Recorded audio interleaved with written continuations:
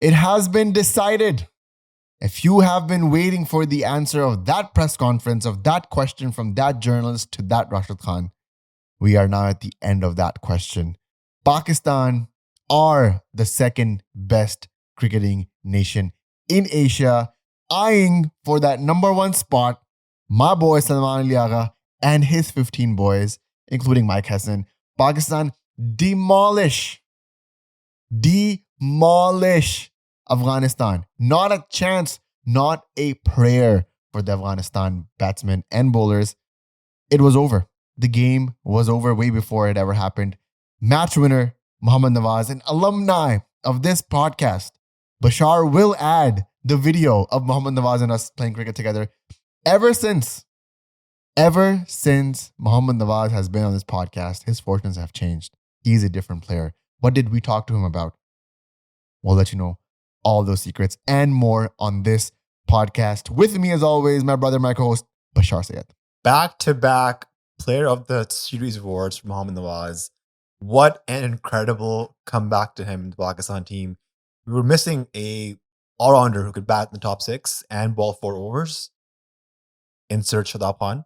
But Shadab was out from injury. Nawaz comes in and he just adds a different dynamic to this Pakistan team.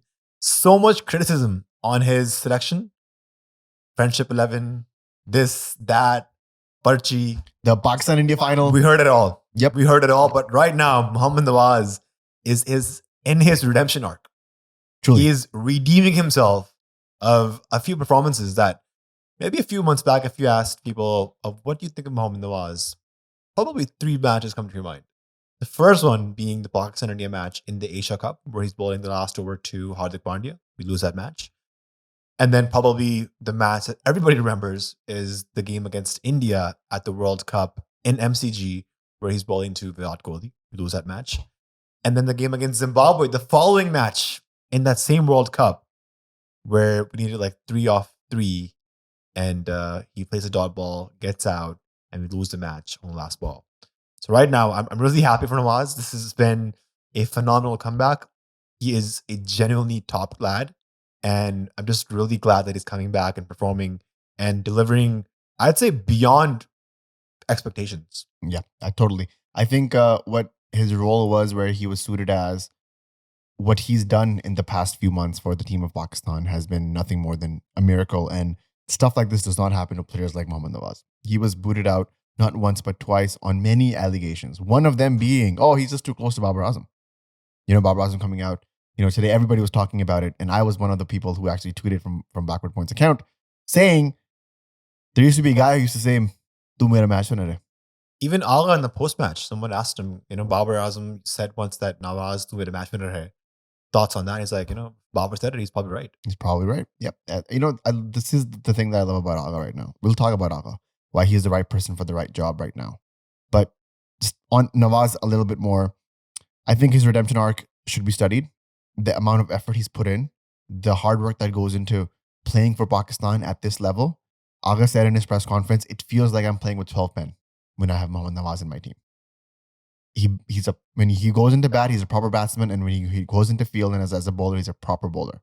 And I love that he kind of took the whole why aren't you playing 2 spinners argument and said, I already am. I'm playing either Sufyan or Abrar and Mohammad Nawaz. He's a proper spinner. So today, we didn't play 2 spinners, we played 3. And I love that attitude with him. I love the morale that he's bringing into the team. And Mohammad Nawaz is, believe it or not, an elder statesman of this team, which means he has to lead by example for the youngins, for the Abrars, for the Sufyans in there. And I think he's doing more than that. Kudos to Mohammad Nawaz. Mohammad Nawaz, congratulations. You deserve it, buddy. Listen, I don't want to talk about this match as if I was not stressed the first 20 overs. Sure, yeah. All right, let's go to the toss. Pakistan wins the toss, like you mentioned. One change. Sufyan comes in for Salman Mirza. So much conversation online about, should Sufyan play? Should Abrar play? Because Pakistan mentioned that they have their top 8 solidified. And all the playing 11s with 2 spinners I saw was either benching Fahim Ashraf or, believe it or not, I've seen people bench Mohammad Nawaz to play Insane. 2 spinners. Insane. And I'm like, after his last 2 series and this ongoing series, you cannot even think of dropping Nawaz. And in the argument for Fahim Ashraf is that he scored 15 off 8 today. Impactful. Completely impactful. That cameo changed the match. Changed the momentum, brought some sort of regulation into Pakistan's team because they were stuttering, they were stuck, they were panicking, they weren't able to take singles off of like dabs, and he comes out and does at least some sort of momentum shift, which then we can talk about how that leads into the bowling. But I think it's just the team selection on paper. I'm just glad that, Hassan and co have found a formula to maximize every ounce of cricket out of these guys. I was talking to you off camera about this. Saim Ayub is a 4-dimensional player now. He used to be a 1-dimensional player that was in and out of the team. What are those 4 dimensions? Saim Ayub is a 4-dimensional player because of Hassan and co. He's a proper batsman, opener.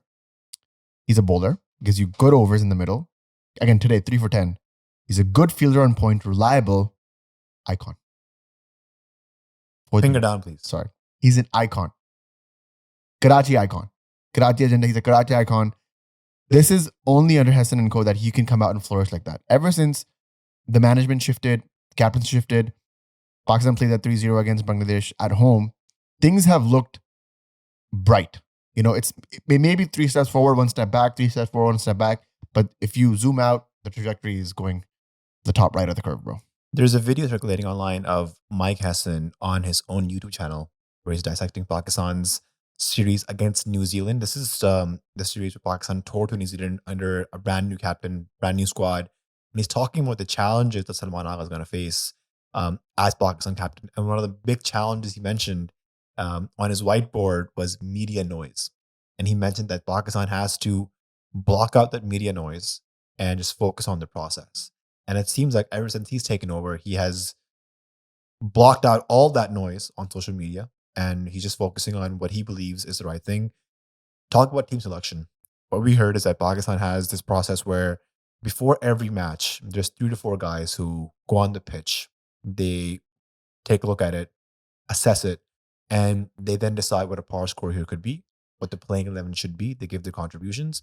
And I think today on this pitch, they noticed there is probably going to be some turn, some grip, which is why it made sense to play both Abrar and Sufyan together.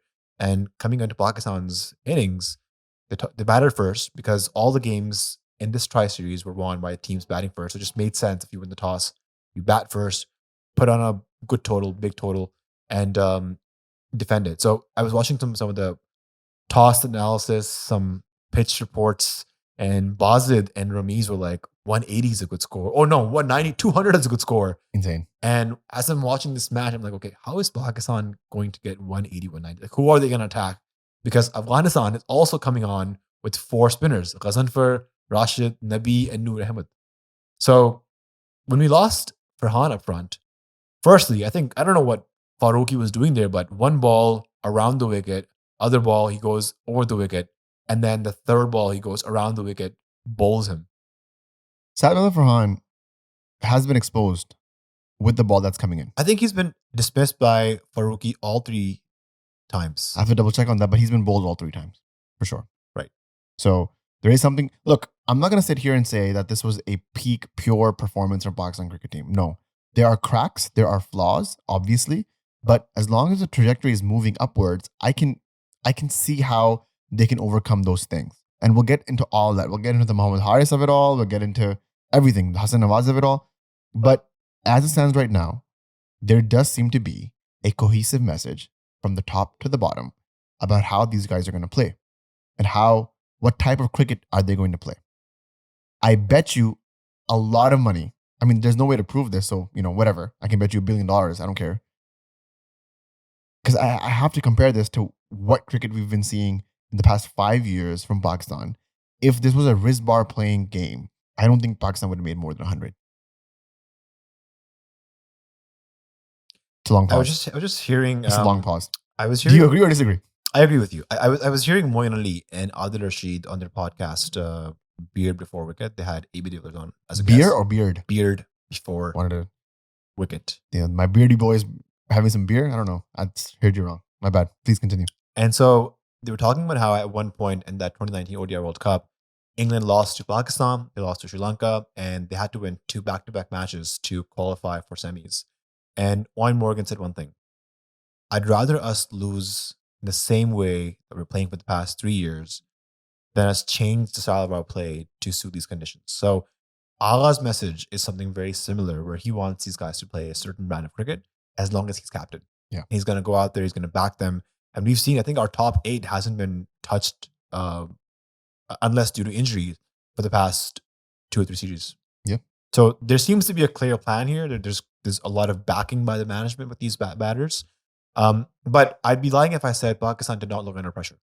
There was a time where Farhan got out and there was a lot of nervous energy between our batters. And you could see that by their running between the wickets. Specifically, Fakhr and Saim.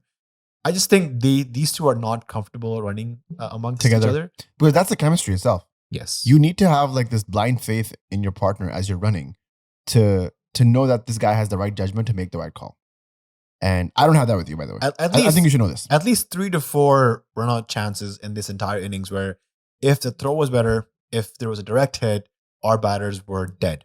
Again, this is the same thing that you and I have. When I run with you, I feel we haven't batted together in years. Do you remember that one game where you and I batted together? This was last year. Yes. And you made the call and you ran yourself out? Correct. It's over since then. Even though that was my call, I thought you should have said no. See, again, this in Karachi, in Urdu, there's a word called balli. You know, the responsibility is not on you now. It's on me. You put balli on me. Balli or me? Balli or me. But why would you do that? Like, this is the thing. I think Saim and Fakhr have that thing where they're like, nobody wants to catch the balli. There's hesitation. There is hesitation. There is a lack of confidence in between them. Maybe it's because of Saim knowing that Fakhr may be injured or is injury prone. So should I push for the 2 where maybe I could get there and Fakhr won't? Again, Fakhr's like 35, I'm 26 or whatever, 25. So there is an age thing there as well as just early wickets. This has been sort of the remark that I have for these guys in this entire series. Pakistan has not had a top order start that was confident in this entire series, which is a problem.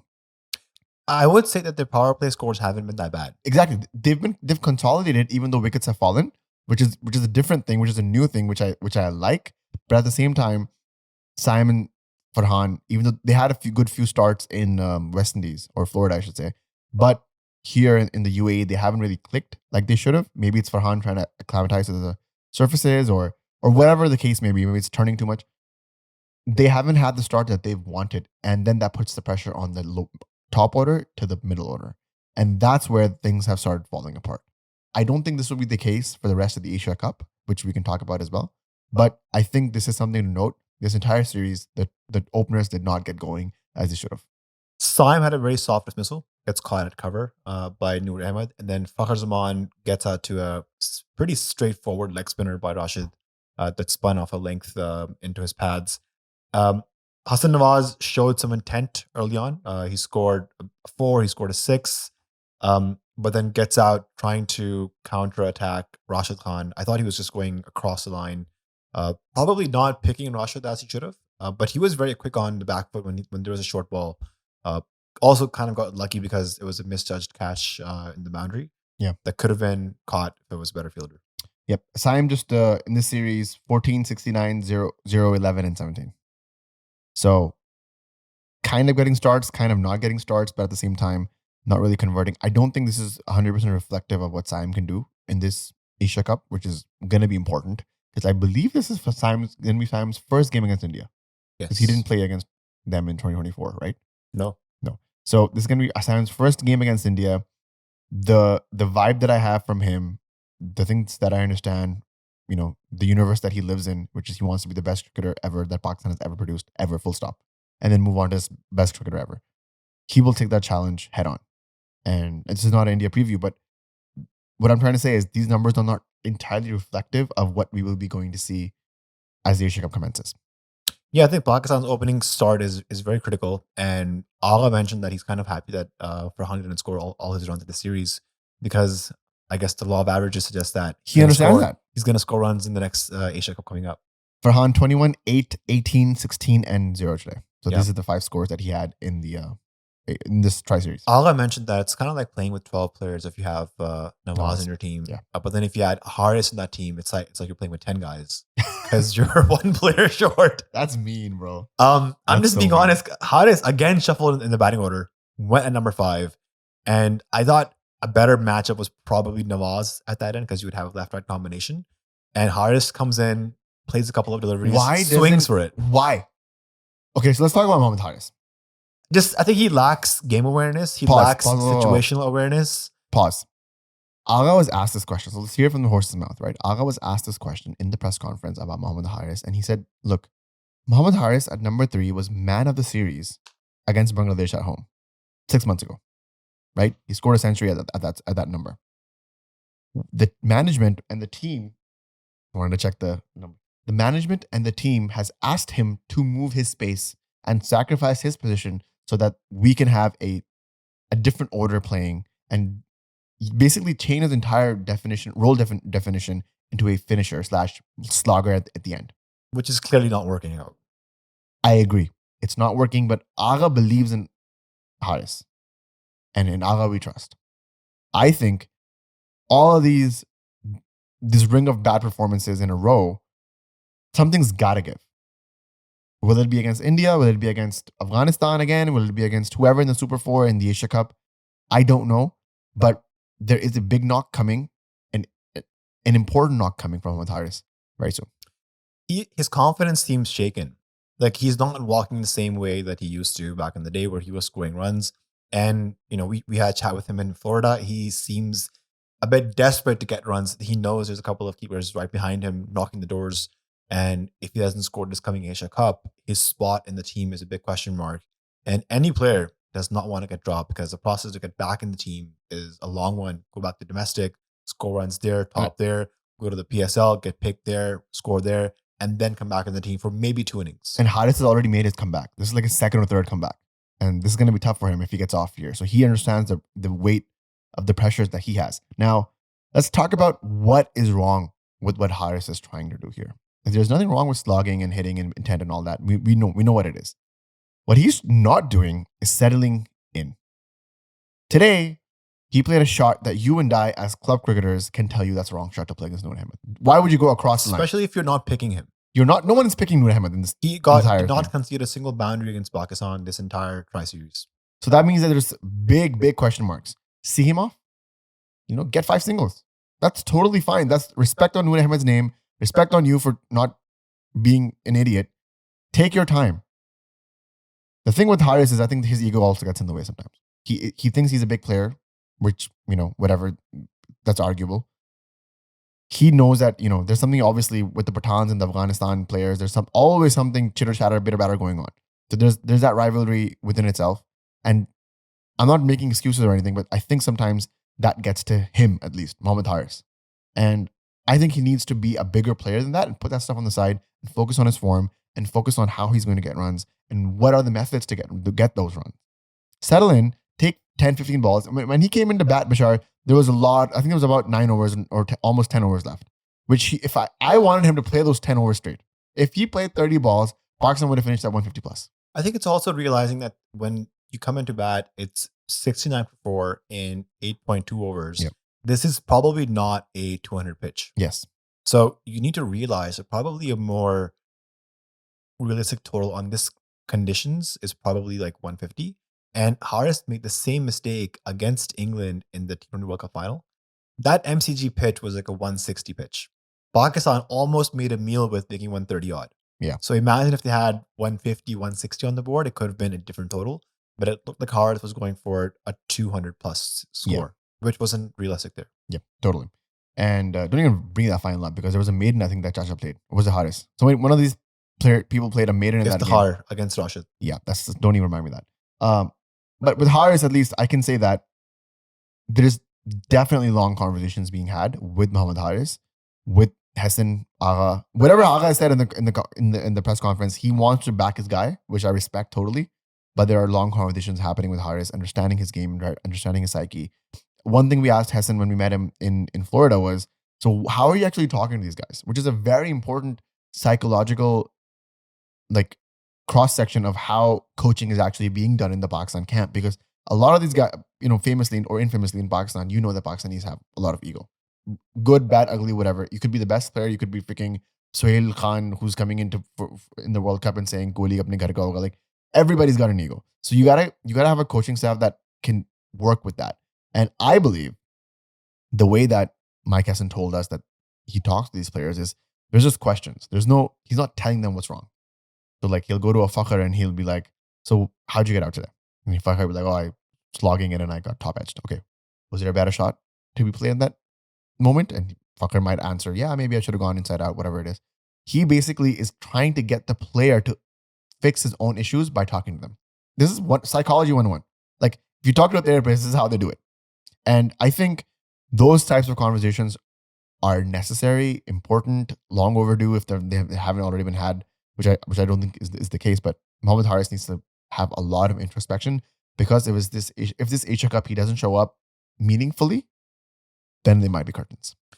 The issue with Haris also is that I think his best spot is in the top 3. Yeah. But if he can't fit in there, then I don't know what else is the best entry point for him to come in and bat, because today, or even this entire tri-series against spin, he's looked clueless.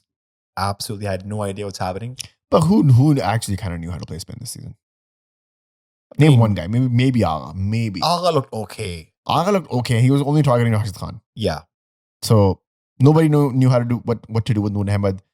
Yeah, Nabi, you could say, yeah, Nabi was targetable as well, and Rashid went for runs today as well. He went for 38.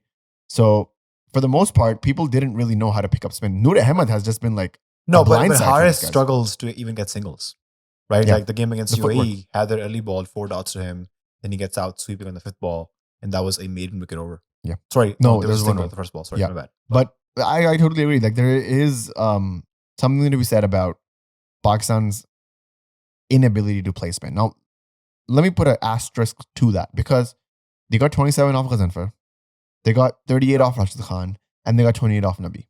The only person they couldn't play was Noor Ahmed, which, in all fairness, Noor Ahmed is like an updated, spicier version of Sufyan Muqim. He's faster, he's quicker in the air, he lands in the ball in the right areas a lot more frequently, and he has the wrong one.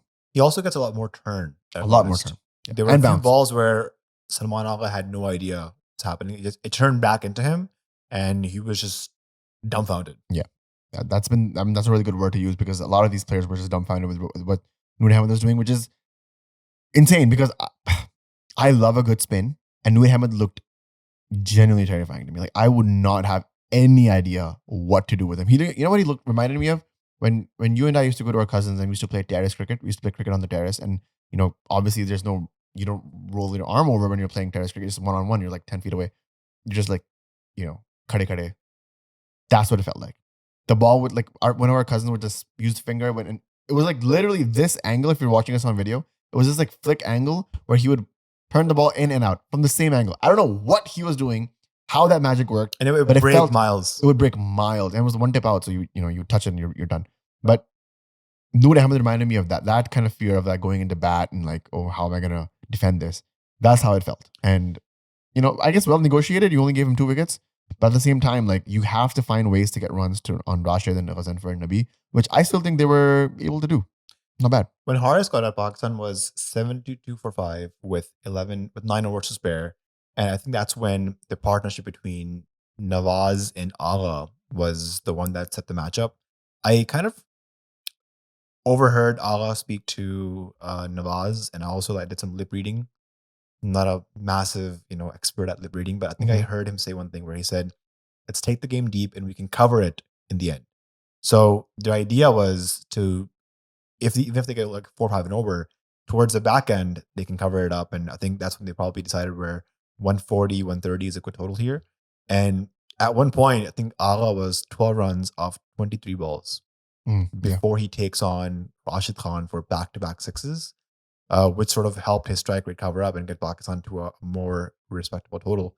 But I think that partnership was very crucial at that moment.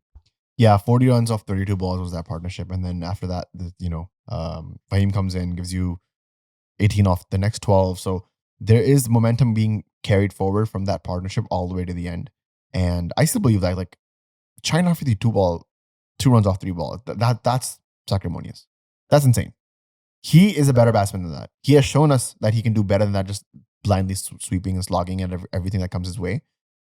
I don't know how we haven't turned Shaheen Afridi into a proper all-rounder yet. He should have been at least a reliable number 9 spot or number 8 spot. He could come in, he'd give you a good 15, 20 off, like 10, 15 if need be. But I would argue he's in the team partly because he can come towards the back end and smash do it. something, right? Yeah. So, I mean, at least for the 4 balls you're facing, you should hit at least one boundary. I think so. But I think Pakistan stumbled their way into a decent total. There were, issues with the Sahibzada thing that we talked about and the hardest thing that we talked about as well. I would still say Agha Salman. Man, when will Crick Info fix this? It says This is- Salman Agha. It says Agha Salman in one of the partnership things that I'm looking at. Okay. Stats. On the scorecard, it The says Salman scorecard Agha. is right, but when you go into like the nitty gritty of it all, it's still Agha Salman. But Saman Agha is batting itself. Like we cannot overlook it. It was under par. He did hit 2 sixes off Rashid to overcome that. I would have liked that onslaught to have extended maybe a few more deliveries just to get that feel of it, so he could also bump his strike rate and basically get Pakistan to a better total. But he looked like he was struggling as well, and he wasn't able to cope with a lot of the damage that the Afghanistani bowlers were doing. Agha, when he came on the scene, he was very famous for being very good against spin. And that was partly because he played lots of sweep shots and reverse sweep shots. I didn't see him playing any of those shots today. He tried to sweep I shot. think maybe one sweep shot against, Rashid maybe? Maybe, yeah. But he's gotten out recently playing a reverse sweep. I think this was against West Indies in the USA. And ever since then, he hasn't been taking that risk. So He's cautious now. something to look forward to. Maybe he can look into playing that shot. Yeah. Because when Fahim Ashraf came in, he reverse sweeped for a boundary. Yeah, and that went for 4. Yeah. I think it was Nabi, I believe. And that ball was turning a lot as well. Like this pitch we should talk about when we get a chance. Does Afghanistan have any say to what this pitch is going to be? Was it a UAE pitch? Was it a neutral pitch? Because this pitch looked absolutely cracker, as they say. Like it felt like you could do an underarm ball and it would turn a mile. Bro, Fazal Haq Faruqi's cutters were turning miles. Turning miles, bro. That's insane to me. Like, I don't know. Like, what kind of pitch should have been played for a final? This was not one of them. I think looking at the past matches, the pitches have been very good, like 170, 180.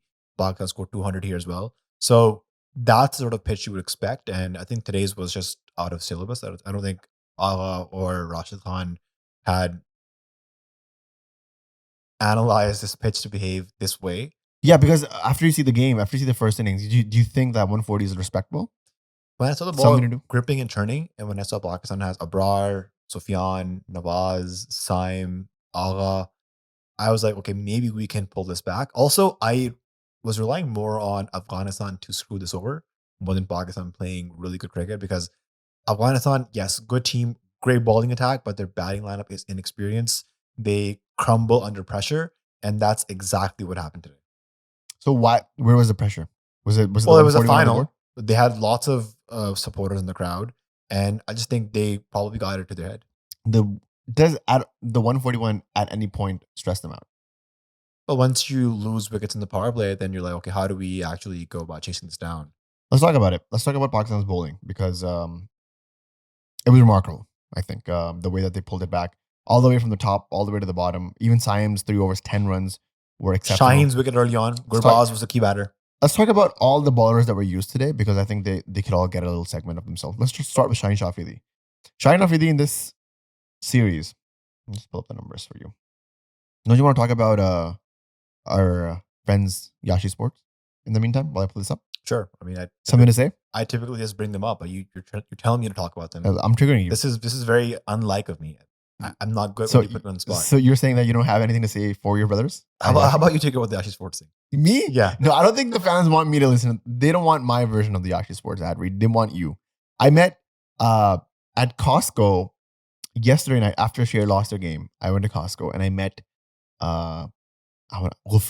Ghufran, if you're watching this, leave a comment. He saw me at Costco. He talked to me for 15, 20 minutes. His poor wife was there. She was like, man, I got to see you guys on TV, and now I got to run into you in Costco. And he loves the Yashi ad reads as well. A lot of people have said that the Yashi ad reads are their favorite parts, which I don't want to take that joy away from them. Please, as I pull up these numbers, This one's would for you you, please? LeBron. Yashi Sports, guys, is Canada's home of cricket. They're the go-to spot if you're in North America to browse for equipment. Go to yashisports.com and you can browse through lots of equipment that they have for all cricket skill levels. Beginner, pro player, they've got everything you need. And you can use the code BP10 for 10% off your purchase. And if your order is over $350, they also have free shipping. So take advantage of that as well. Shaheen Shah with the 4 matches in this series, 2 for 21 is his best. Average of 19.5, economy of 5.57. Good numbers. He has been the shining light, in my opinion, that guides this train for victory. Our best left arm pacer. Without a doubt. Salman Mirza, he's good. He's upcoming. He has some work to be done. That's fine. Akif Javid, Who? long jump. Long time. It never ends. He just does not come down. But Shaheen Shah Afridi, there was an important reset in his career, which was made this year after the dropping of him from the Champions Trophy. And I think it was necessary. It was important. I think a lot of players like Naseem, like Haris, needed that reset. Babar and Rizwan are currently in that reset right now, out of the team, longingly looking at this team winning. But Shaheen Shah Afridi was one of those that I had hoped that he could probably have a shorter window of that reset and come back and be stronger. He has not only improved, yes, he's taking wickets when they need to. He's economical. He's developed other cadences of bowling. So he has a slower one behind the arm, and he has the cutters, An away swinger. the away swinger to the righty. He's working on his length. He's pulled his length back a little bit. He's not always going for the magic in swing and delivery. There are things to his bowling that were problematic before that have now become fixed, and he's added stuff on it. He's become a smarter bowler, a swifter bowler, I should say, a more wiser bowler. And I think that's what has set him apart. When you have someone like that from the top who's giving you two over 7 runs and a wicket, that's a very good start to have. I do want to see more of Shaheen Afridi in his death over bowling. I think the game against West Indies in the USA recently, where he was defending, I think 4 off the last ball. Yeah, I agree. I thought he should have closed that match out and become the hero of the game. But coming few matches in the Asia Cup, I think he's going to be bowling 2 in the power play, 2 in the death, and his death overs are going to be as important as the start he gives Pakistan. Yep, I totally agree. But I think his comeback is also like Mohammad Nawaz's. It's good. A little bit more handed from the bat is what I would hope from him. But his bowling's been on song. I really appreciate his hard work that he's done, and Pakistan is winning because of that. Speaking of comebacks, Abrar was on the bench for the past few matches. He comes back against UAE, takes a 4-for, and then even today he was phenomenal in the power play and the middle overs, varying his pace, giving a lot of flight to the ball, and just making sure that there's enough room for the ball to pitch and spin. And then he's also developing a really deadly googly, which he mentioned in the post-match against UAE, that he's speaking to Rashid Khan about this, how to have the same pace on his googly as his leg break, and how he can disguise it better. Right now, I think his googly is going a bit down the leg side, which today was the one wide he bowled. It was going down leg. He bowled 2 wides today. You know what? Interestingly enough, his first over went for 10, I believe, or 9. And then he finished his spell with 4 for 17. Yeah, there was a boundary it was a kind of a half chance where you could have maybe taken a catch or shot the boundary. Hassan Nawaz went for the catch. It sort of bounced over him. Yeah. But great comeback by him. And I think Abrar Ahmed over Sufyan Waqim. You want to have that conversation right now? I think in pressure matches, I would trust Abrar Ahmed a lot more than Sufyan Waqim. Abrar can also bowl in the power play. Abrar is also a more seasoned player. He's played lots of first-class cricket, test cricket, ODIs. He's been around the circuit for many years now. And I think if I'm looking at a pressure game, let's say against India, and I have to pick one spinner, I would pick Abrar. Okay, fair enough. Sam Ayub, the 4-dimensional player that Mike Hassan has now converted into a brand. Yeah, his 3 overs, honestly, a bonus. I don't know if you saw, but Wasim Akram tweeted, why are part-time spinners bowling on a seaming wicket? Can I be honest with you? I'm going to go on a mini side rant right now. A lot of these old cricketers, I'm going to take names. Rashid Latif, Shoaib Akhtar, Wasim Akram, Basid Ali. Who's the guy who's to Tanveer Ahmed? Tanveer Ahmed, the St. Michael's guy, right? Yeah. 5 right off the top of the dome. I'm not even talking about the Ahmed Shahzads and Mohammad Amirs of the world. Absolutely no ball knowledge. How can that be? How do you and I know more about Pakistan cricket right now than these guys who get paid millions of rupees to sit on ARY TV and talk about this stuff? How? I just think they're very casual. They take their names for granted, and sadly, in Pakistan, names sell more. There's probably better analysts out there than these guys. Bro, the pro sports guys are doing great. Yeah, I Listen think to them. no, I think that Listen to there's us. also better cricketers out there who could be better analysts. I think Sohaib Maksud has a very good brain. Shoaib Malik has been a very good analyst in the past. I don't like the guy, but Salman Butt has great analyses when it comes to it. I don't know why he's commentating, but it irks me because These guys have a say. People listen to them, and then they also are able to influence people. And I think Shoaib Akhtar came out saying that Pakistan will struggle to score 130 against Afghanistan. They've scored more than 130 in all 3 matches, and they've outplayed them in 2 of the 3 matches. But credit to Wasim Akram, though. I want to go back to his account right now because I did see what you're talking about. Then he did fix himself. He said, to the tweet in question was, what is happening? Why are our part-time bowlers bowling on a seaming wicket, especially when you have 140 to defend, right? This what he was tweeted. not a seaming wicket, though. Exactly, right? This is So Sharjah. what game is he watching? I have no idea. And then few hours later, maybe an hour later, he says, debate over. I'll take my words back, I suppose. Brilliant performance so far by the spinners. So he does right himself. I don't even know if it's him tweeting. Maybe it's his manager tweeting. I have no idea what's going on. But at the same time, I wouldn't be surprised if this is the take that Wasim Akram has. Because these guys do not watch the cricket the way that the fans do, the way that you and I are locked in, right? Locked in. Pro sports are live every single game. Like, respect to them as well. It just better takes, I'm hoping, from my players. Is that too much to ask these days? I don't know. There's this guy on Instagram. I would highly recommend everybody who's a Pakistan cricket fan to check it out. Who does the Shadid Akhti version. Shadid Akhti used to be Shoaib Akhtar's ESPN Cricket 07 Yeah. name. And this guy is doing the best impersonation. And I wish I knew his name. But Osama bin Atiq. Osama bin Atiq. Shout out to you, guy, man. I don't know if you're listening or not, but great stuff. That's more what Shoaib Akhtar is now doing. It's sad because the critique or the impersonation has now become, the actor has become the caricature of the actor now, which is insane. But yeah, it's just annoying.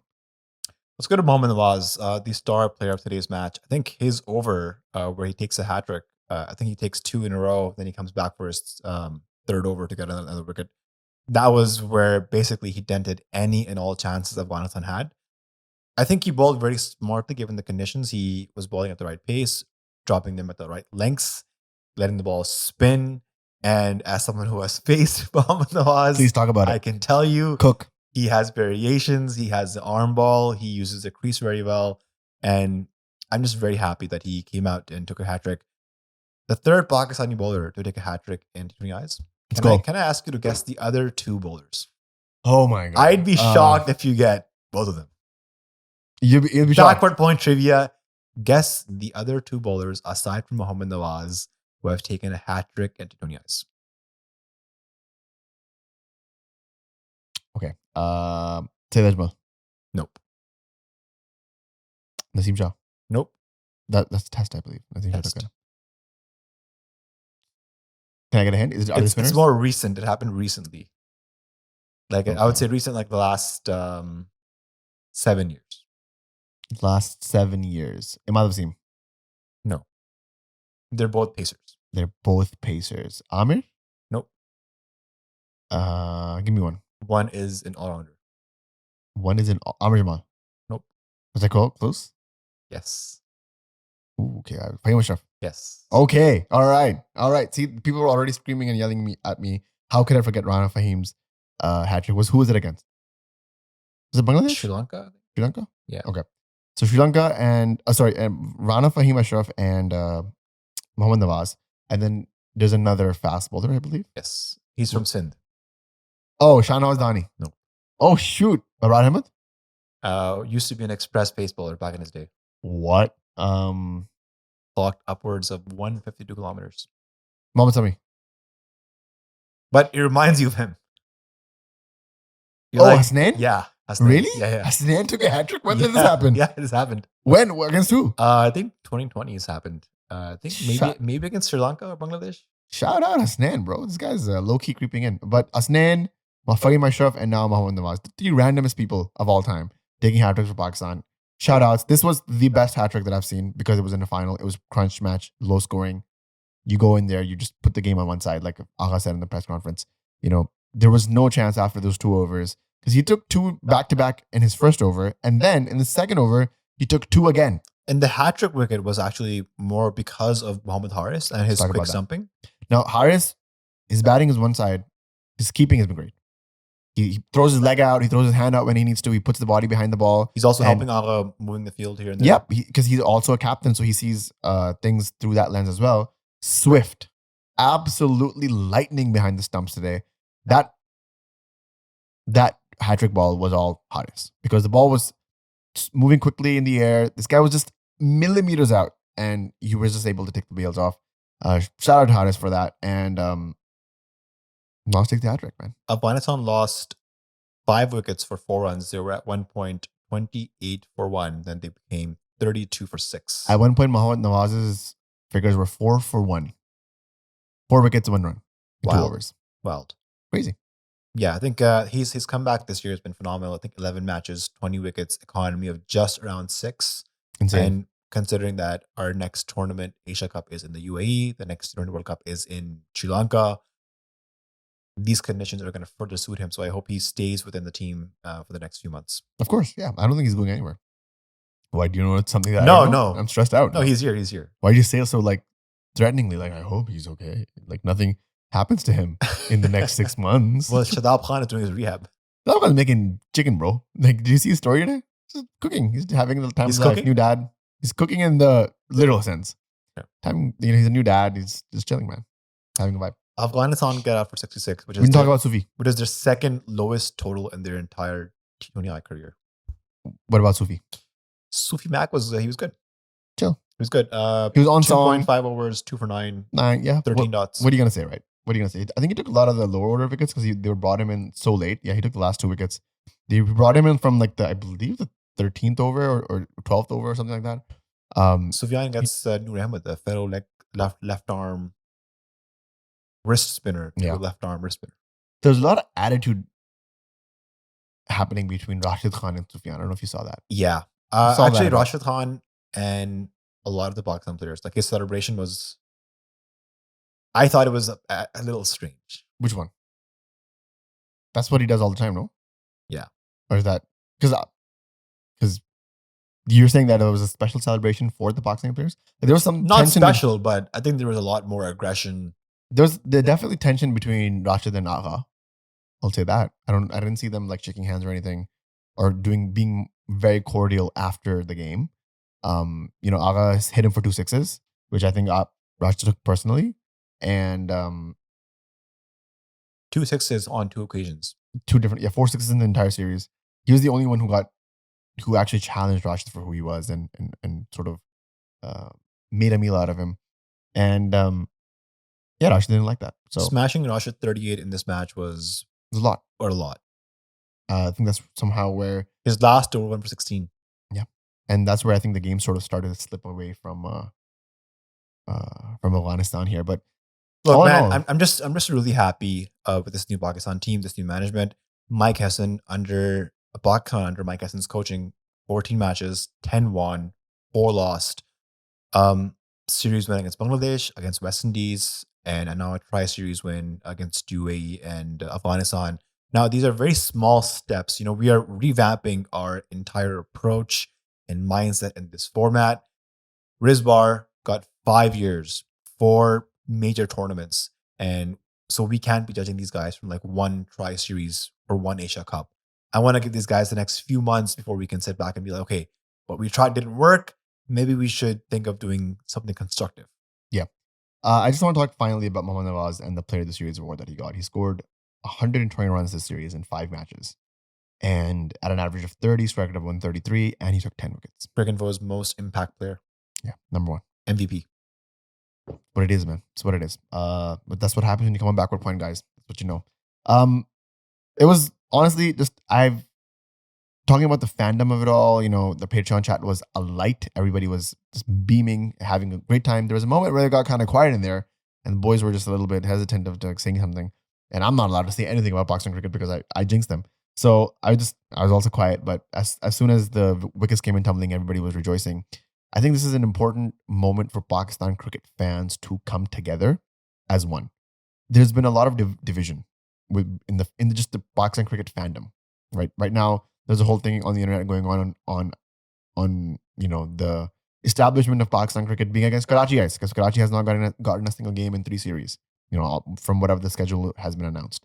So that's also happening. But when it comes to just pure support of this game, of these guys, I think people need to like put away their loyalties to certain players, certain managements, certain styles, certain eras. Everything moves forward. Everything moves forward. I was the biggest Shahid Afridi fan. I never wanted him to leave. But when he retired, I found somebody else. I found Babar Azam. I found other players to attach myself to, right? I found Shadab Khan.